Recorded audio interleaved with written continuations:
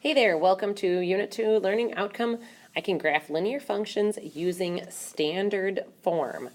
Okay, so just like in the past, the first thing we need to establish is what standard form of a linear function looks like. Ugh, that looks terrible. Okay, so standard form.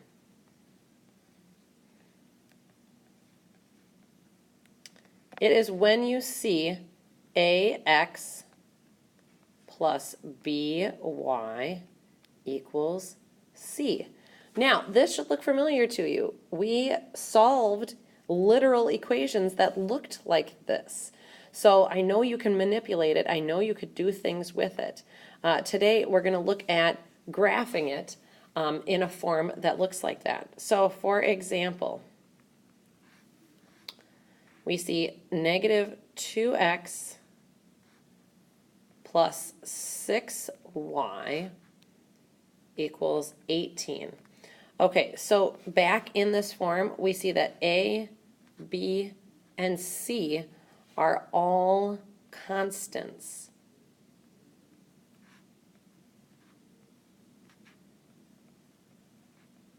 So they just represent numbers.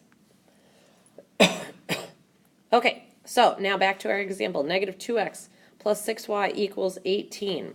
Okay, so here's the buzz. We could get this into slope-intercept form, which I know you guys are experts at, if we solved for y. You could do that. Or another easy way, a shortcut to solve for this, is to make a teeny tiny table. So this form gives us intercepts, x and y intercepts. So I'm going to make a little teeny tiny table right here, an x and y table. At one point, I'm going to find out where x is 0. At one point, I'm going to find out where y is 0. Okay, so when x is 0, well, we're really good at that. I'm going to put 0 in place of x. If I do that, this whole thing cancels out, and I just get 6y equals 18. Divide by 6, and y is 3. Oh, okay, so when x is 0, y is 3. That's an ordered pair. 0, 3, which we can graph. Okay, doing the same thing when y is 0. And I'm running a bit out of room, so I'm going to try to do that right down here. So when y is 0, I've got negative 2x plus 6 times 0 equals 18. Okay, so again, 6 times 0, this whole thing goes away. We've just got negative 2x equals 18. So look, I'm going to solve for x. So divide by negative 2, divide by negative 2, and x is negative 9. So again, we've got an ordered pair here. That ordered pair is negative 9, 0. All right, so let's put these on the graph. These are intercepts. So when x is 0, remember this is the x line, this is the y line. So when x is 0, that means I don't go left or right. Y is 3. That's right here. And when y is 0, x is negative 9. So here's where x is negative 9, and I'm not moving up or down at all. Okay, so I just have 2 points, and we've talked about before, 2 points is really all you need to make a line. So I'm going to make my line straight through there. Let me see if I have something to be straight with. Okay, so using my straight edge,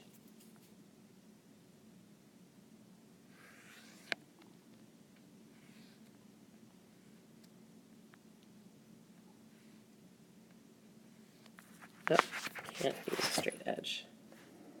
Move my straight edge through there. Oh, as close to that as possible. You should use something straighter than what I used. Okay, so there's your straight edge. Let's look at one more example because I want to make sure we are all experts at this teeny tiny table. And it might be something new to you.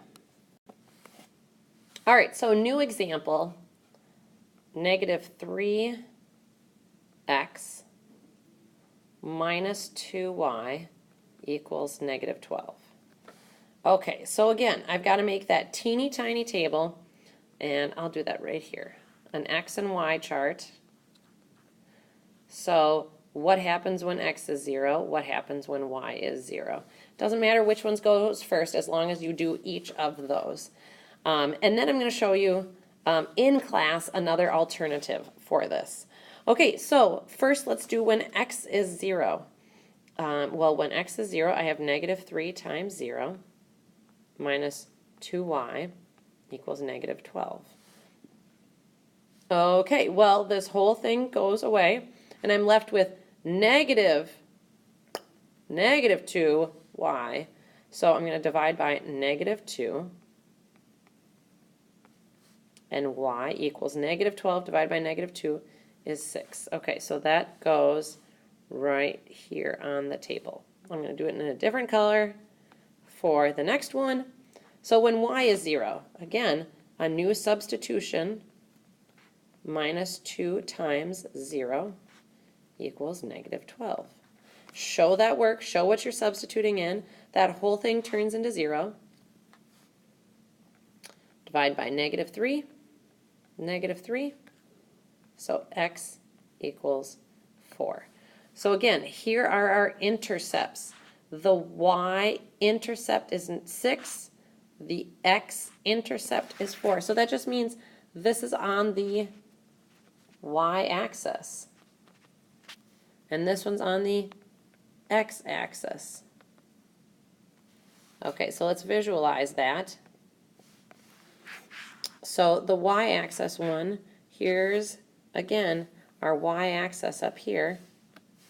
So I go up to 6, right there. Okay, sorry about that. Okay, and the x-axis is 4. Okay, so if I was going to graph my line through there, I'd connect those using a straight edge and, oh, bummer, I was so close.